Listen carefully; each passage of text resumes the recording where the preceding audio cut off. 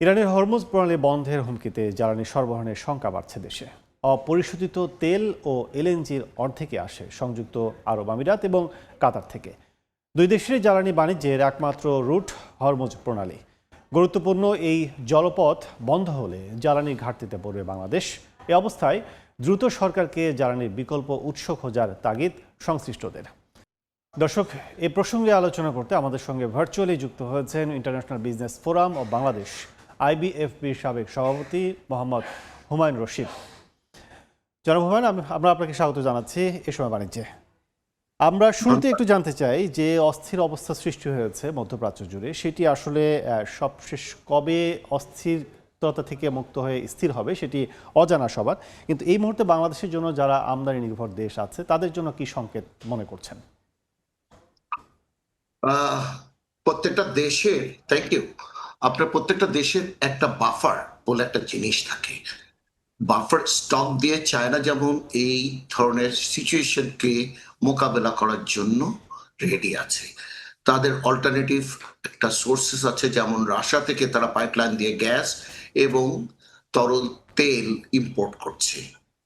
ইন্ডিয়ারও একটা বাফার আছে, যদিও ভারত প্রায় 60% কিন্তু এই তেলের উপরে নির্ভর করে। আপনার বিশ্ব জ্বালানির 20% আপনার এই যে চ্যানেলটা আছে, হরমুজ পদ্ধতি যেটা আছে, এই চ্যানেল দিয়ে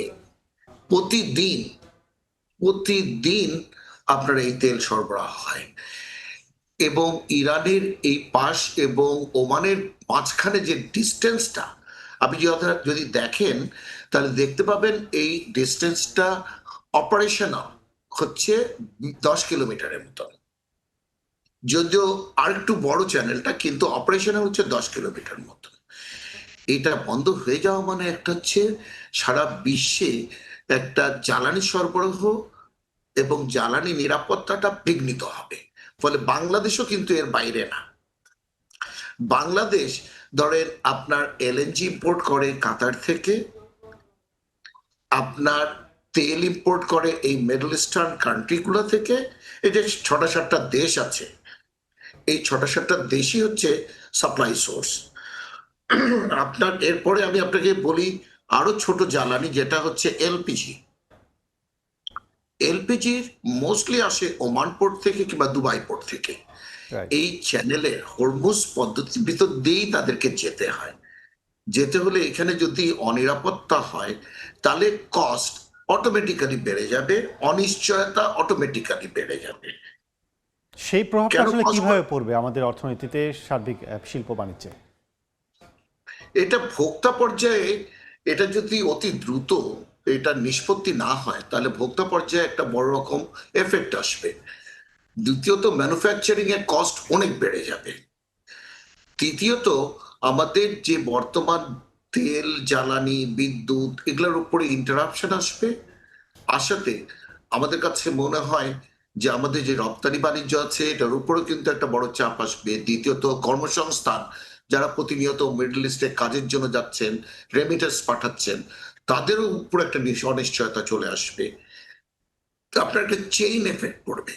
ইভেন এয়ার ট্রান্সপোর্টেশন যে জিনিসটা আমরা বলি, যে আপনি এখান থেকে ধরেন ইউরোপে যাবেন, ইটালিতে যাবেন, এখন আপনার অনেকটা রাস্তা ঘুরে আসতে হবে। তারপর আছে বিদেশে এই জিনিসটা খুব বেশি, সেটা হচ্ছে ইন্স্যুরেন্স কস্টটা হচ্ছে সবচেয়ে বেশি। এই যে জাহাজ চলাচল করবে, জাহাজের ভাড়া বৃদ্ধি পাবে এবং জাহাজের নাবিক যারা, তাদের যে লাইফের ইন্স্যুরেন্স, এই ইন্স্যুরেন্সের কস্টটাও বাড়বে।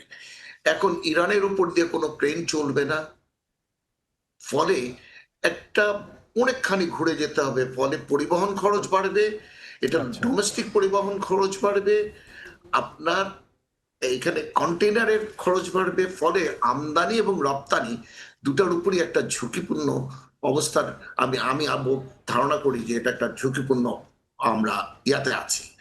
যত দ্রুত এটা সমাধান করা যায় বাংলাদেশের মতো চ্যালেঞ্জিং দেশগুলোর জন্য তত মঙ্গল।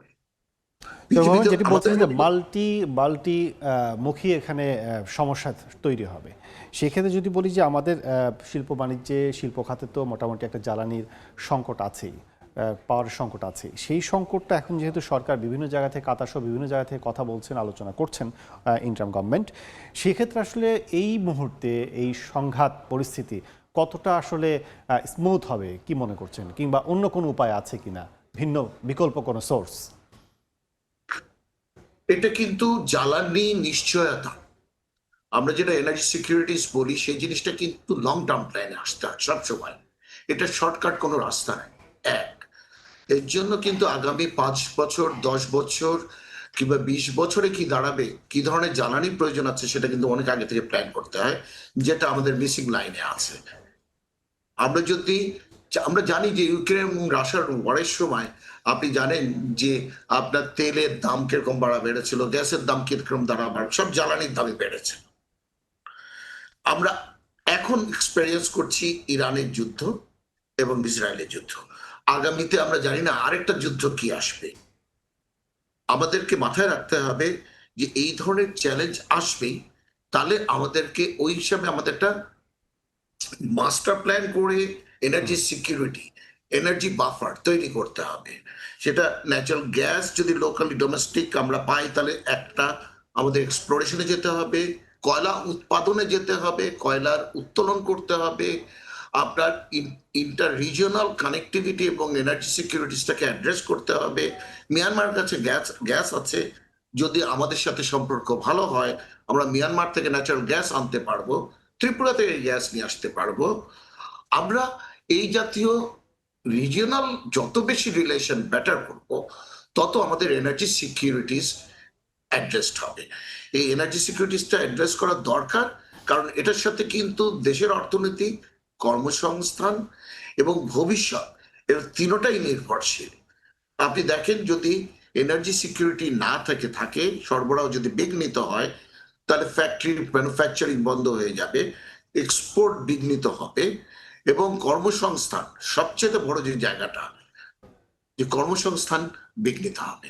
তাহলে একটা বিষয় সেটা হচ্ছে যে আমরা যতটুকু জানতে পেরেছি, তথ্য যেটি বলছে সেটা হচ্ছে যে জ্বালানি আর কর্মসংস্থানের পাশাপাশি খাদ্য আমদানির ক্ষেত্রে বড় একটি রুট এই হরমুজ প্রণালী।